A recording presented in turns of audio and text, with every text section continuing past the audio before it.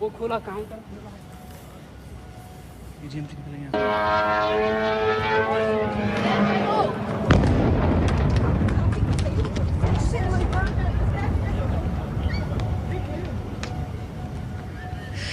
Sementara itu, stasiun televisi pemerintah Iran merilis sebuah rekaman pada hari Selasa yang menunjukkan dampak serangan Israel di gedung Majelis Pakar di kota Qom, Iran.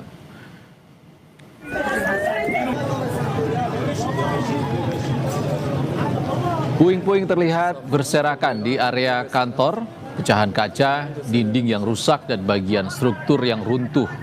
Video lain memperlihatkan warga berjalan di dekat lokasi untuk melihat kerusakan itu. Majelis Pakar Iran adalah badan konstitusional yang bertanggung jawab untuk menunjuk dan mengawasi pemimpin tertinggi Iran. Serangan itu terjadi setelah militer Israel mengumumkan gelombang serangan baru yang menargetkan berbagai lokasi di seluruh Iran.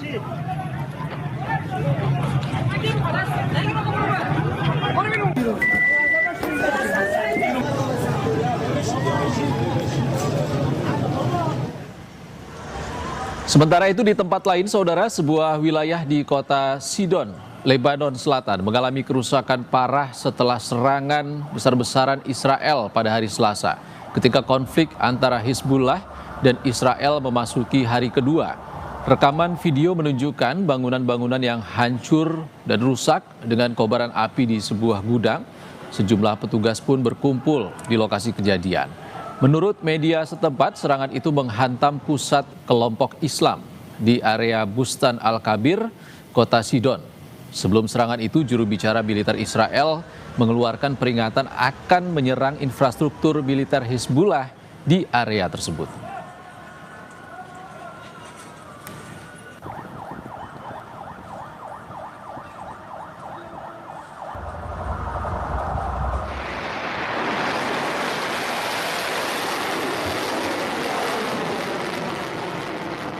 Garda Revolusi Iran merilis rekaman yang diklaim momen peluncuran rudal hipersonik generasi terbaru Fatah II untuk membalas serangan Amerika Serikat dan Israel.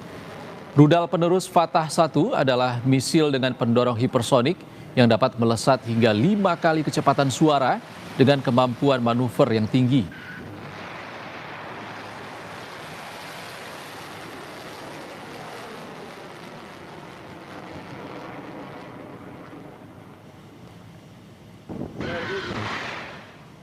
Iran juga terus melancarkan serangan balasan ke fasilitas Amerika Serikat dan Israel di kawasan Timur Tengah.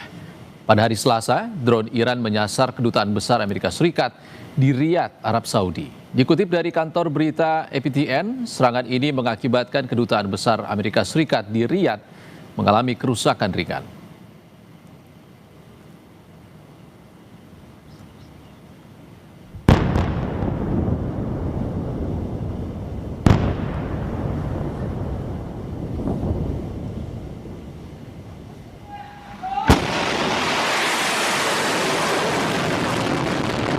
Sementara itu, saudara, Korps Garda Revolusi Islam Iran atau IRG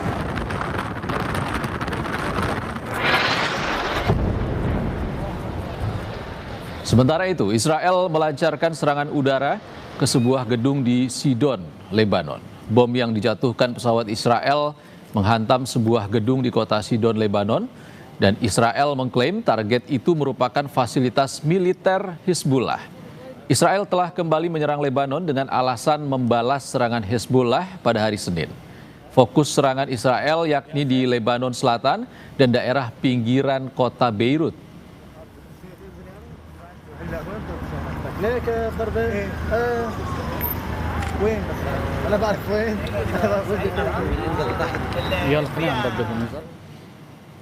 Sebelumnya, saudara, Israel kembali melakukan serangan udara ke Beirut, Lebanon. Sejumlah ledakan terjadi di beberapa titik kota Beirut. Militer Israel mengumumkan pusat komando dan fasilitas penyimpanan senjata Hezbollah di Beirut sebagai target pada Selasa waktu setempat.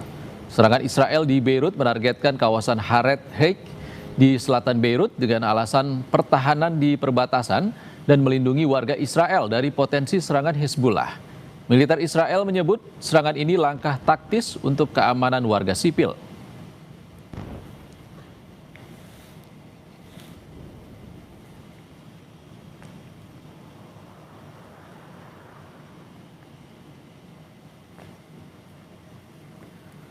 Sementara Pusat Komando Amerika Serikat atau CENTCOM juga merilis rekaman saat menyerang infrastruktur militer Iran.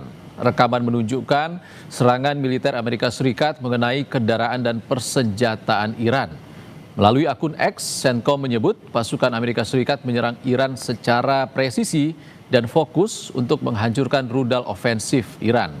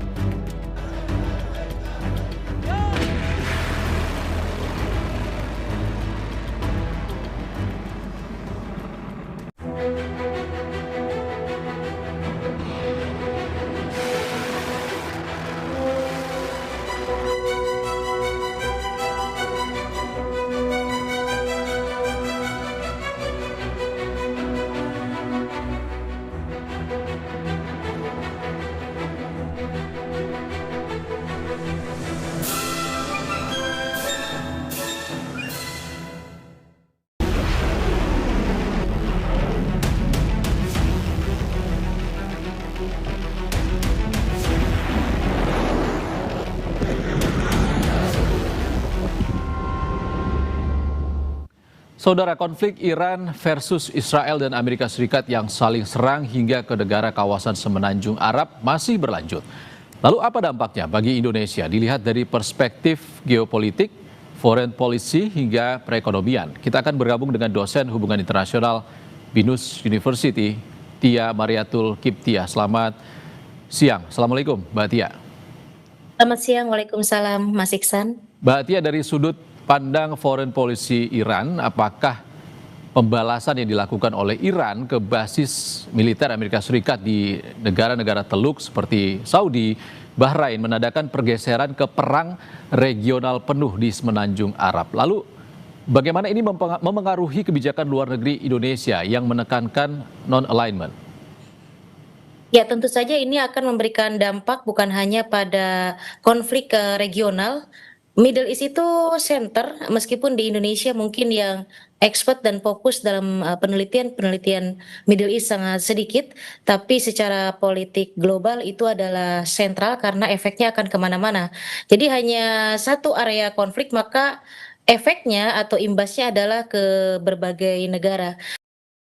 Salah satunya adalah ketika ada konflik antara Amerika Serikat dengan Iran, maka beberapa kapal militer Amerika Serikat yang ada di beberapa negara di Timur Tengah itu terkena dampak karena memang strategi Iran ini, Mas Iksan, berubah begitu ya, tidak langsung secara face to face, tapi justru menggempur beberapa kekuatan militer Amerika Serikat di kawasan Timur Tengah.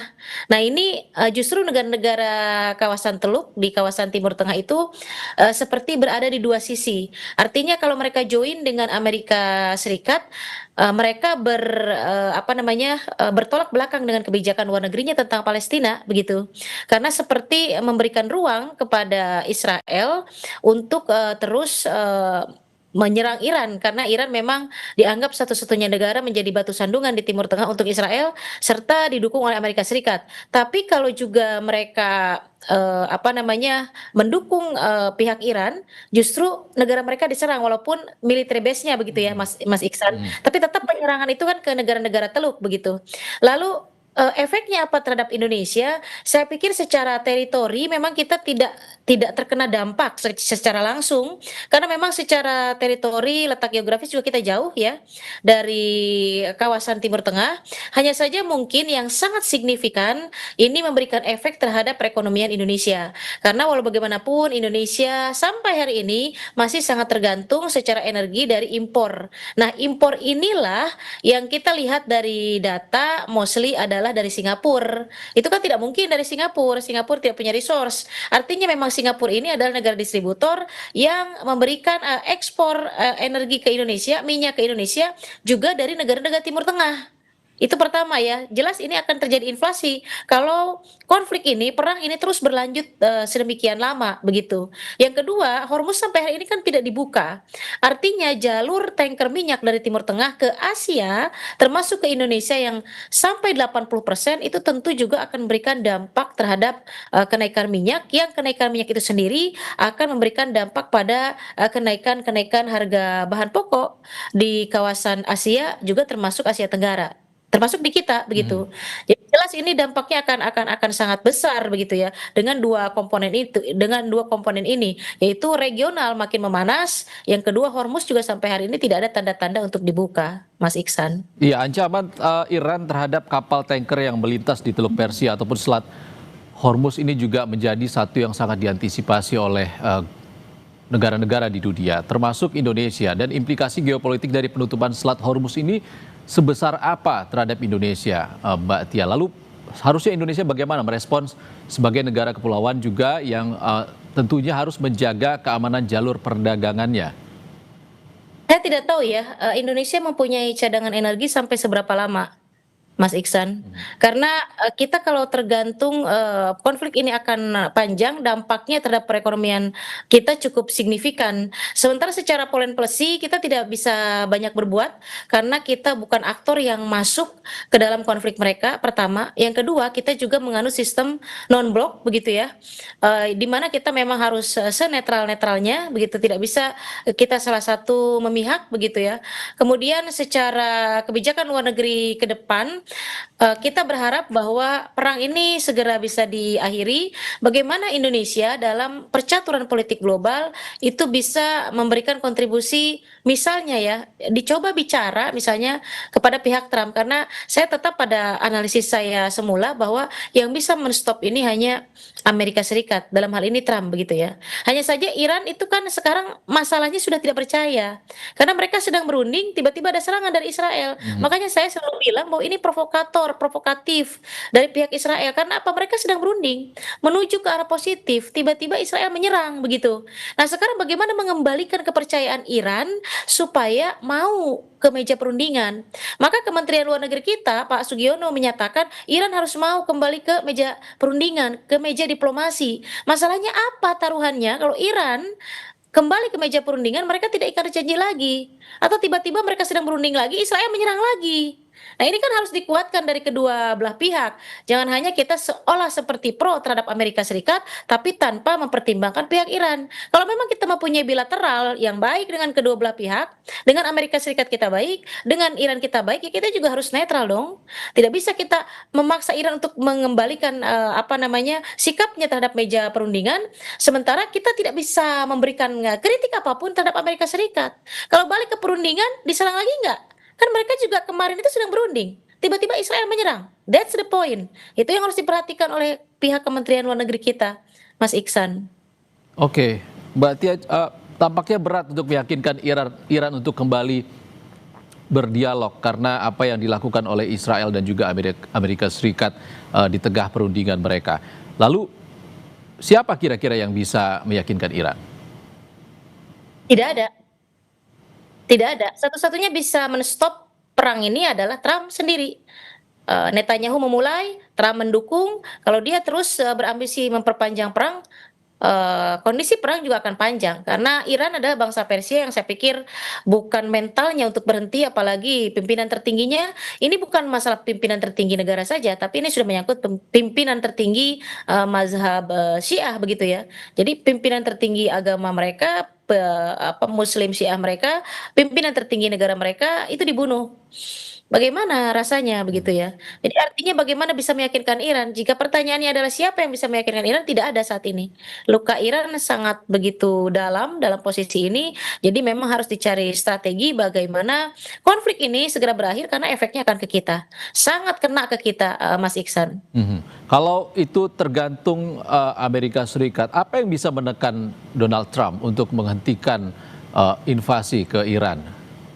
Masalahnya ambisi ini kan didukung juga oleh negara-negara aliansinya.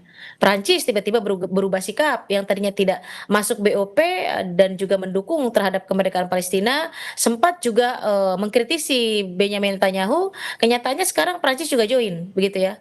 Gulf countries juga join. Ditambah lagi pertemuan terbaru adalah dengan Jerman, dengan beberapa negara Eropa juga mendukung keinginan ambisinya Trump. Susah, kecuali ada negara yang cukup besar yang disegani Amerika Serikat mengkritisi bahwa dia harus men-stop. Ini kan tidak ada. Uni Eropa yang kemarin kasus Greenland saja tidak menjadi pelajaran buat mereka. Harusnya kan mereka paham bagaimana tiba-tiba Trump ingin menyerang Greenland. Harusnya menjadi pelajaran untuk Uni Eropa. Tapi nyatanya tidak. Dalam kasus ini mereka malah mendukung Trump. Prancis mendukung Trump, negara-negara Teluk mendukung Trump, makin menjadi-jadilah itu. Jadi harus ada satu negara yang cukup kuat untuk bisa menghentikan kegilaan Trump ini supaya dia mau menyatakan diri men-stop perang dan berjanji meyakinkan Iran untuk kembali ke meja perundingan. Bagaimana dengan Rusia dan China dengan kekuatan Harapannya, militer yang juga bersaing dengan Amerika Serikat? harapannya itu. Tinggal dua negara ini itu pun masih abu-abu. Rusia abu-abu, Cina abu-abu, tapi dibanding dengan negara lain masih mending lah. Artinya ada kritik di situ bahwa penyerangan Israel dan Amerika Serikat ke Iran itu jelas menyalahi international law dan kedaulatan negara orang lain, begitu. Ada kritiknya, tapi secara tegas begitu ya, bahwa Cina di samping Iran itu tidak ada. Belum tegas juga begitu. Saya pikir saya melihat Rusia dan Cina ini cukup hati-hati begitu ya. Karena ini akan memicu perang bukan hanya di regional tapi juga secara global.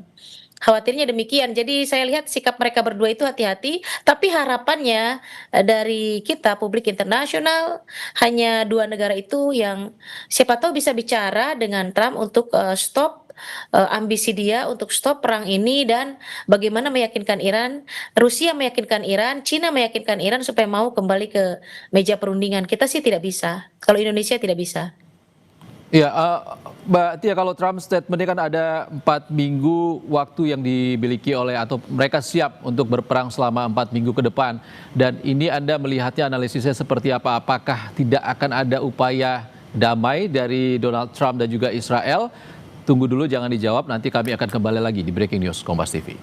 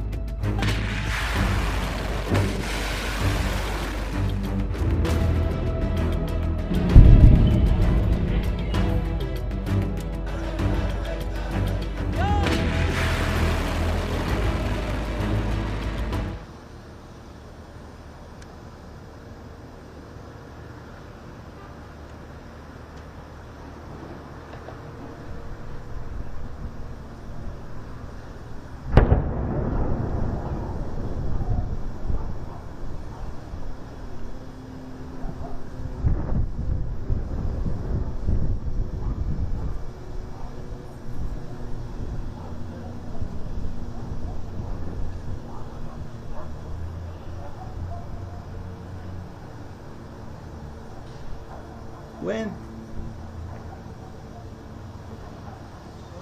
لا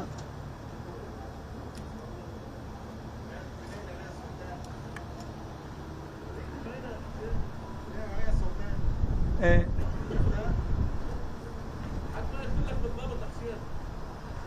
مين اللي عليها صورتين؟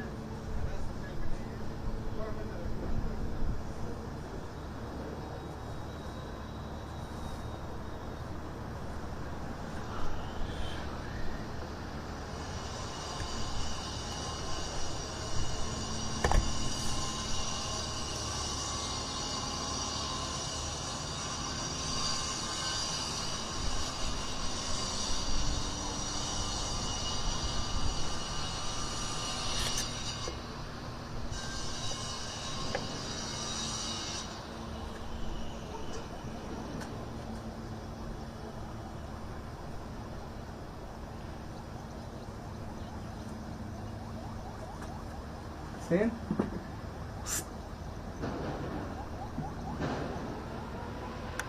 يا حسين لو وراها ولا بالورد؟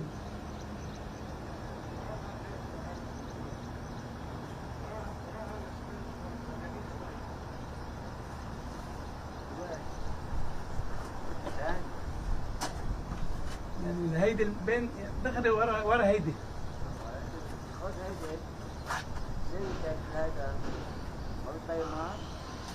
مغطاي.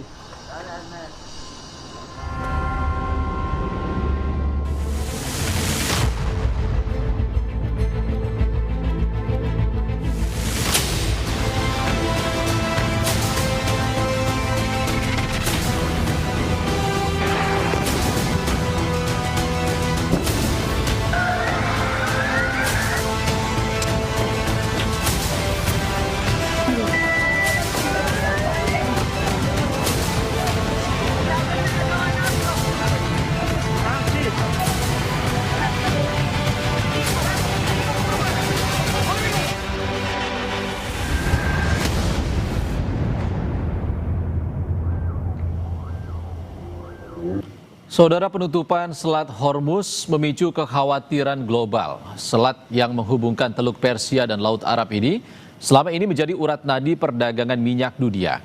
Tren kenaikan harga minyak dunia terjadi setelah Iran menutup Selat Hormuz dan menyerang kilang Ras Tadura milik Arab Saudi. Selat Hormuz menjadi jalur vital karena sekitar 20% pengiriman minyak dunia melintasi perairan ini. Jika konflik terus berlanjut, suplai global akan terganggu dan harga minyak melonjak yang mengakibatkan naiknya harga BBM di Indonesia.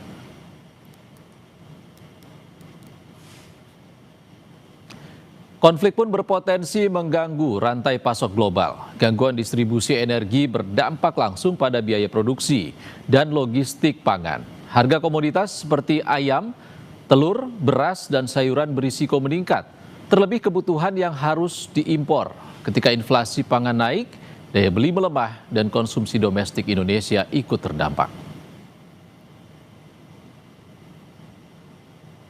Dan pada akhirnya dampak perang Iran versus Amerika Serikat dan Israel akan dirasakan dalam kehidupan keseharian warga. Setelah rupiah melemah, harga BBM naik akan diikuti dengan kenaikan harga lainnya. Mulai dari ongkos transportasi hingga harga kebutuhan lainnya akan naik hingga berdampak ke masyarakat.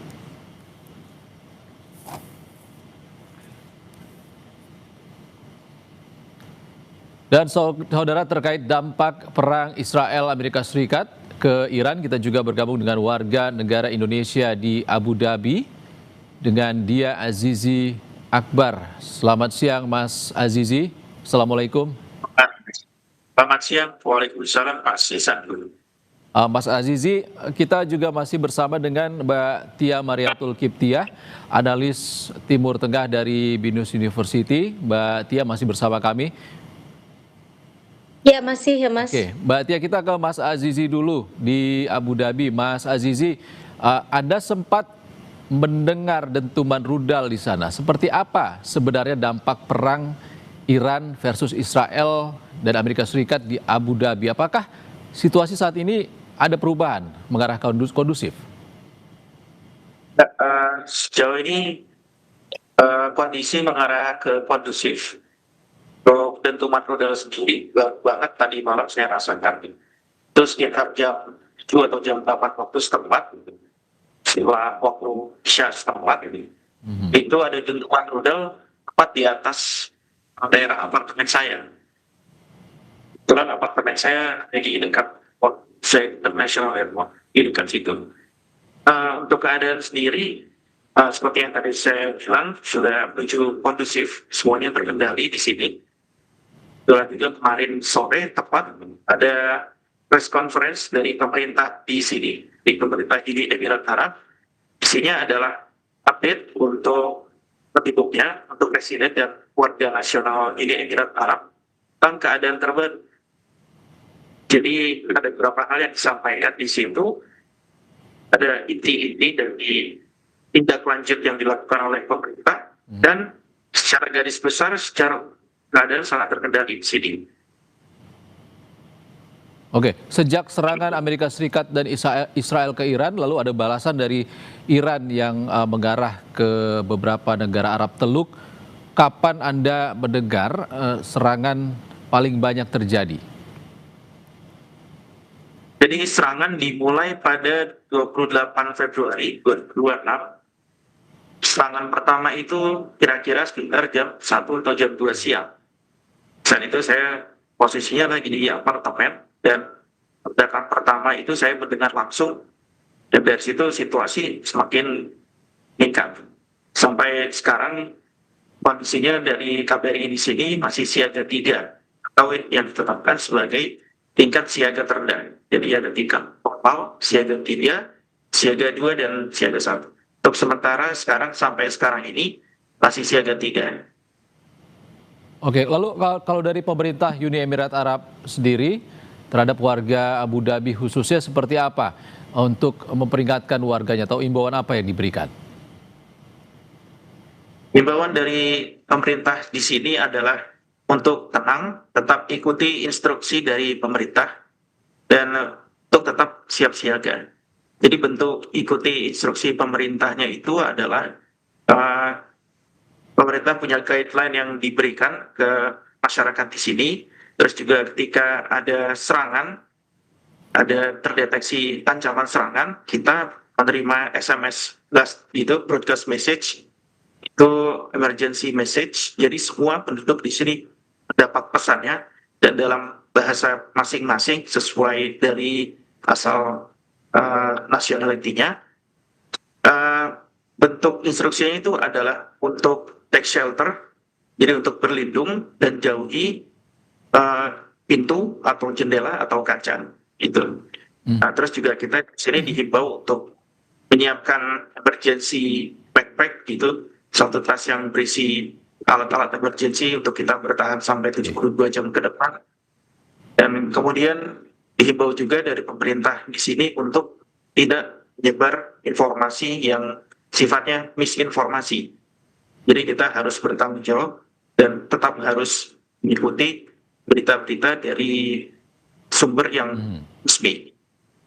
Oke, Mas Azizi, kita ke Mbak Tia dulu. Mbak Tia, kalau tadi disampaikan oleh Mas Azizi kondisi mengarah kondusif tapi belum ada kepastian bagaimana Iran ke depannya. Lalu masih ada banyak warga Indonesia yang berada di Arab Teluk. Selain Mas Azizi juga ada warga diaspora lainnya maupun juga yang sedang melakukan perjalanan ibadah umroh. Lalu seperti apa sebaiknya pemerintah Indonesia bersikap terkait dengan keberadaan WNI kita di sana? Nah, justru dalam hal ini pemerintah Indonesia harus bersikap. Jadi bukan sibuk untuk menjadi mediator konflik begitu ya. Karena memang kita tidak pada kapasitas itu, justru yang harus dilakukan oleh pemerintah Indonesia adalah konsen dengan WNI kita di berbagai titik konflik. Satu, di Iran itu cukup banyak juga WNI kita di sana, harus terus dilakukan koordinasi, dan saya apresiasi bahwa Kompas TV kemarin mengundang Pak Dubesnya ya, sehingga kita mengetahui kondisi WNI di sana. Yang kedua adalah titik-titik yaitu negara-negara Teluk, karena itu juga terdampak dari konflik ini. Uni Emirat, kemudian Qatar, kemudian Arab Saudi, apalagi Arab Saudi memang selain sangat banyak WNI di sana juga ada sejumlah yang memang sedang beribadah. Ini terkena dampak juga ya, baik umroh misalnya ataupun perjalanan-perjalanan yang memang yang bersifat spiritual. Nah, ini juga harus dijadikan perhatian oleh pemerintah kita untuk lebih fokus pada WNI kita. Dan itu di beberapa titik tersebut cukup banyak WNI kita itu, termasuk di Uni Emirat juga begitu ya. Kemudian di Qatar itu juga harus menjadi perhatian. Dan kita mencari lagi titik mana lagi yang kira-kira memang ketika Amerika menyerang Iran, Iran kembali memberikan balasan. Itu harus menjadi fokus begitu. Jadi jangan dulu berkomentar lah tentang bagaimana Amerika, bagaimana Iran, tapi justru yang harus kita fokuskan adalah WNI kita dulu, keselamatan WNI kita dulu. Baru kita memberikan komentar-komentar secara politik yang lainnya. Saya melihat pemerintah kita terbalik begitu ya, memberikan komentar politik dulu, baru komentar-komentar tentang keselamatan WNI menyusul kemudian. Ini dibalik, harusnya kita fokus ke keselamatan WNI dulu, dan untuk sementara sebaiknya diam untuk komentar politik mengenai tensi yang terjadi di Timur Tengah. Mas Ya, Iksan, harus demikian. fokus ke WNI yang saat ini berada di Semenanjung Arab. Lalu kita ke Mas Azizi. Mas Azizi, bagaimana komunikasi dari KBRI di sana? Apakah ada udah sounding gitu? Apakah ada jadwal penerbangan untuk kembali ke Indonesia bagi WNI? Sementara belum ada, karena seperti yang tadi saya bilang, tingkatnya masih siaga 3, jadi belum mengarah untuk evakuasi. Jadi semuanya masih dihimbau untuk tenang. Ditambah lagi kondisi di sini adalah penerbangan masih sangat terbatas. Jadi di sini wilayah udara masih ditutup, jadi belum banyak penerbangan yang bisa keluar ataupun masuk dari Uni Emirat Arab. Untuk kerusakan bandara sendiri akibat serangan Iran sejauh mana yang Anda ketahui, Mas Azizi? Yang saya ketahui untuk di tempat saya di Abu Dhabi, di Zayed International Airport tidak ada kerusakan. Tapi untuk di Dubai Airport, di situ ada sedikit kerusakan di terminal kemarin. Mhm. Tapi penerbangan juga masih terganggu karena ada serangan yang terus terjadi dari Iran dan juga kedua belah pihak, Mas Zizi. Sejauh ini apakah ada gangguan bagi Anda dan juga warga Abu Dhabi di sana untuk soal upaya memenuhi kebutuhan Anda sehari-hari? Untuk kebutuhan sehari-hari di sini tidak ada gangguan sama sekali. Supply chain semuanya, supply untuk supermarket semuanya lengkap, masih ada, masih terkendali semuanya. Kemarin pun termasuk di konferensi pers yang diadakan sore kemarin dari pemerintah disebutkan juga bahwa pemerintah semenjak kejadian 28 Februari kemarin sudah melakukan sekitar 400 lebih inspeksi ke 600 lebih toko-toko yang tersebar di Uni Emirat Arab. Sifatnya adalah untuk memeriksa dan mengontrol harga juga supply-nya. Jadi di sini benar-benar dikontrol, tidak boleh ada pedagang-pedagang yang memanfaatkan situasi untuk menaikkan harganya secara tidak wajar. Pun juga pembeli-pembelinya, residen-residen di sini dihimbau untuk tidak panik buying atau membeli secara panik. Jadi, beli jumlah besar tapi tidak memikirkan stok untuk orang-orang yang lain. Oke, Jadi Mas secara Azizi, ya, Mas Azizi terakhir, kalaupun belum ada perintah evakuasi, lalu jika ada kesempatan ataupun bisa pulang ke tanah air, apakah Anda akan pulang? sementara saya masih menunggu kabar. Kalau misalnya ada instruksi dari KBRI untuk pulang, maka saya akan pulang. Atau kalau misalnya ada instruksi, saya juga masih menunggu instruksi juga dari tempat saya bekerja di sini. Kalau misalnya ada instruksi untuk evakuasi, dan di mana kedua belah pihak pasti berkoordinasi antara KBRI dan tempat saya bekerja, karena semuanya masih di dalam satu pemerintahan yang sama. Jadi sifatnya saya di sini adalah dengan tetap tenang. Oke, baik. Semoga kondisi terus kondusif. Kita harap bersama. Terima kasih, Mas Azizi, atas informasinya dan ceritanya kepada kami. Kita jeda dulu, tapi Mbak Tia tetaplah bersama kami karena Breaking News Kompas TV akan kembali lagi usai jeda.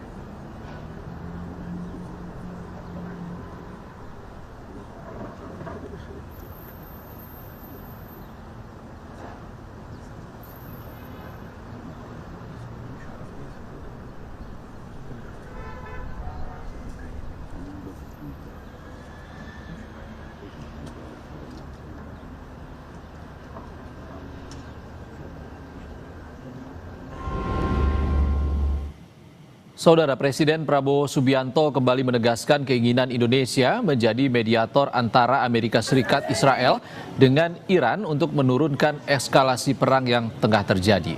Arahan ini disampaikan Presiden dalam diskusi dan silaturahmi kebangsaan bersama para mantan Presiden dan Wakil Presiden serta pimpinan partai politik di Istana Merdeka pada Selasa malam.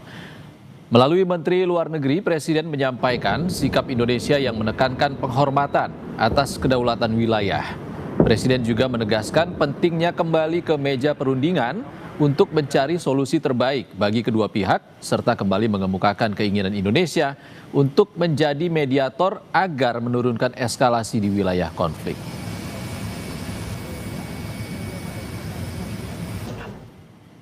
Saya juga sudah berkomunikasi dengan Menteri Luar Negeri Iran kemarin. Beliau menelpon saya, kemudian menjelaskan posisi Iran. Tentu saja kami menyampaikan juga sikap Indonesia bahwa kita menyesalkan perundingan yang terjadi kemudian gagal, yang berakibat pada terjadinya eskalasi.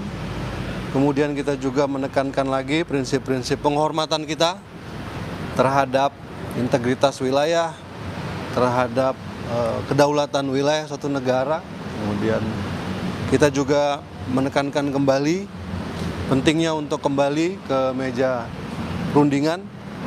Dan juga yang pasti kami menyampaikan lagi keinginan dari Bapak Presiden untuk menjadi mediator dalam upaya mendinginkan dan menurunkan eskalasi di wilayah tersebut. Dan ini merupakan pandangan-pandangan yang juga beliau terima. Kita masih membahasnya dengan pakar Timur Tengah dari Universitas Bidus, Mbak Tia Bariatul Kiptiah masih bersama kami, Mbak Tia. Masih Mbak Tia, tadi malam Menteri Luar Negeri bilang kalau Presiden tetap akan berupaya menjadi mediator antara AS Israel dan juga perangnya terhadap Iran, dan sudah berkomunikasi dengan Menteri Luar Negeri dari Iran. Dan Anda melihat sejauh mana pengaruh Indonesia terhadap 3 negara yang saat ini sedang berkonflik? Saya melihat kalau ditanya mengenai sejauh mana, sebetulnya Indonesia tidak ada posisi di mana-mana ya, artinya memang kurang signifikan secara bargaining position dengan ketiga negara yang sedang berkonflik ini, Israel, Amerika Serikat, dan Iran. Kalau dari bilateral antara Indonesia dengan Amerika Serikat cukup baik ya, bilateral Indonesia dengan Iran juga cukup baik, tapi kita juga tidak punya hubungan diplomatik dengan Israel, itu pertama. Yang kemudian yang kedua adalah dalam kapasitas apa Indonesia menjadi mediator di situ. Kita dari segi regional juga tidak masuk, ya kan di situ. Kemudian dari segi organisasi, kita ada di OIC, oke sama dengan Iran begitu ya. Tapi bagaimana dengan Amerika dan Israel? Kan tidak begitu ya. Jadi ini juga harus jelas begitu. Step-stepnya itu harus jelas, bukan hanya oh iya saya ingin. Terus what next? Apa selanjutnya setelah ingin? Kemudian meminta itu tadi yang saya jelaskan, meminta Iran kembali kepada meja perundingan. Nah masalahnya kan sudah tidak ada kepercayaan itu tadi dari Iran. Apakah Indonesia punya kapabilitas untuk meyakinkan Iran supaya percaya lagi kembali ke meja perundingan? Itu pertama. Yang kedua, apakah Indonesia juga mempunyai kekuatan untuk bisa membujuk Amerika Serikat untuk konsisten dalam perundingan? Nah, jangan-jangan itu tadi yang saya bilang, ketika mereka misalnya berhasil membujuk Iran untuk percaya lagi, tiba-tiba diserang lagi. Kan ini ada pihak ketiga nih, Israel ini, begitu ya. Ada nggak jaminan keamanan kalau kembali ke meja perundingan, meredam tension yang ada, kemudian Israel tidak berulah lagi begitu. Itu Ya. Indonesia tidak punya kemampuan itu. That's the problem, Mas. Ya, Masalahnya kecewa itu. yang sangat besar dari pihak Iran. Kalau dari perspektif diplomasi publik, kita bicara soal bagaimana Indonesia bisa memanfaatkan posisinya sebagai negara dengan populasi Muslim terbesar di dunia untuk mendorong resolusi damai di forum global seperti PBB atau bahkan forum regional yang kecil seperti ASEAN, Mbak. Kalau diplomasi publik promote bagaimana Indonesia merupakan negara Muslim terbesar di dunia bahkan ya, walaupun sempat tergeser dengan Pakistan. Tapi artinya kita punya bargaining position di situ. Saya setuju Mas dengan Mas Iksan. Indonesia paling bisa memainkan dalam populasi Muslim terbesar, tapi itu pun bukan dalam kapasitas konflik Amerika Serikat dengan Israel, tapi kapasitas konflik Palestina Israel begitu. Jadi ketika konflik Palestina Israel, Indonesia bersuara di UN, Indonesia bersuara di OIC, Indonesia bersuara di berbagai forum internasional, itu didengar. Karena apa? The most population Muslim tadi, tapi dalam kapasitas konflik Palestina Israel, bukan konflik Amerika Serikat dengan Iran begitu. Jadi berbeda, ini konfliknya berbeda. Ini bukan konflik Israel Palestina yang kita bisa menjual the most population Muslim itu tadi sebagai bentuk diplomasi publik yang Mas Iksan katakan begitu. Tidak berbeda, ini tidak bisa disamakan bagaimana kita mempromosikan Indonesia di kancah politik global sebagai negara the most population Muslim. Oke. Tapi konfliknya Amerika Iran nggak bisa, beda kasusnya begitu Mas. Oke, Mbak Tia, terakhir apa yang bisa Anda sampaikan terhadap kepada WNI yang saat ini berada di Iran maupun negara-negara Arab Teluk dan juga kepada pemerintah untuk menjamin keamanan WNI di sana dan juga langkah apa yang harus dilakukan oleh perwakilannya di KBRI di sana? Saya pikir pemerintah dalam hal ini terus harus berkoordinasi dengan KBRI di setiap negara yang terdampak konflik, Mas. Ya, kemudian pemerintah juga harus saya melihat bahwa harus lebih fokus kepada protections atau perlindungan terhadap warga negara kita di beberapa titik di negara konflik. Kemudian pemerintah juga sebaiknya jangan pernah lengah sedikit pun bahwa kapan harusnya memberikan instruksi untuk waspada, kapan harusnya memberikan instruksi untuk memberikan poin-poin bagaimana mereka tetap secure, kapan harusnya memang mengevakuasi begitu. Kalau memang dirasakan sampai saat ini belum pada tahap evakuasi, tapi tetap pemerintah jangan lengah dan harus terus memantau kondisi WNI di berbagai negara yang terdampak konflik begitu. Jadi jangan sampai lengah itu tadi Mas. Khawatirnya lengah, kemudian tidak ada instruksi evakuasi, tiba-tiba ada serangan yang lebih besar dan nauzubillah amit-amit WNI ada yang terkena dampak begitu. Oke, Tia Mariatul Kiptiah, analis Timur Tengah Universitas BINUS, terima kasih atas paparannya di Breaking News Kompas TV kali ini. Terima kasih Mbak Tia. Sama-sama. Saudara, Breaking News Kompas TV akan kembali usai jeda.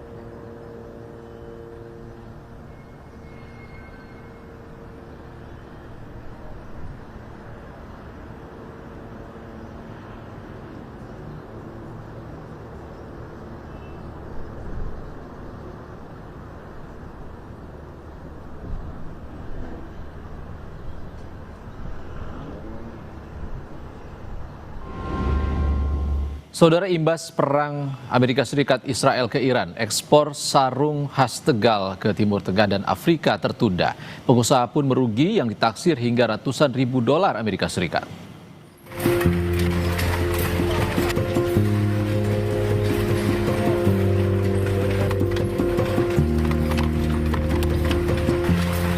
Imbas serangan AS Israel ke Iran berdampak langsung pada sektor ekspor sandang dalam negeri. Salah satunya ialah industri kain sarung tenun yang masih menggunakan alat tenun bukan mesin. Pengiriman yang rencananya akan dilakukan ke sejumlah negara di Timur Tengah dan Afrika tersebut tertunda, bahkan batal diekspor.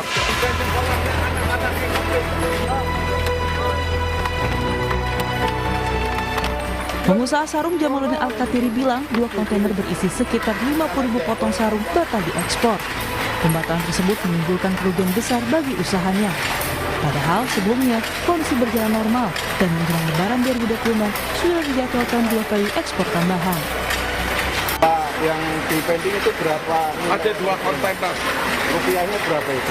Kira-kira 1 kontainer 100.000, jadi 2 kontainer kira-kira ya 200 sampai 300 ribu US yang ke pending untuk ekspor.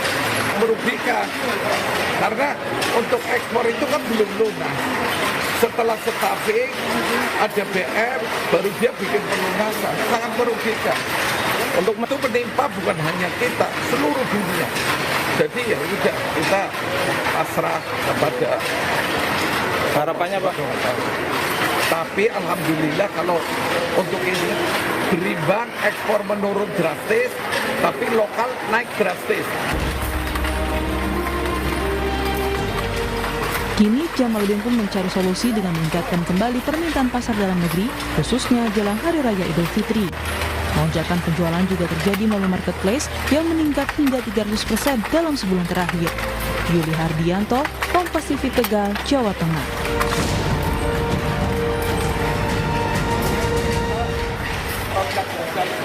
Saudara, informasi terkini terkait serangan Amerika Serikat dan Israel ke Iran dapat Anda saksikan di program lainnya di Kompas TV. Saya Ihsan Sitorus pamit. Sehat selalu. Sampai jumpa.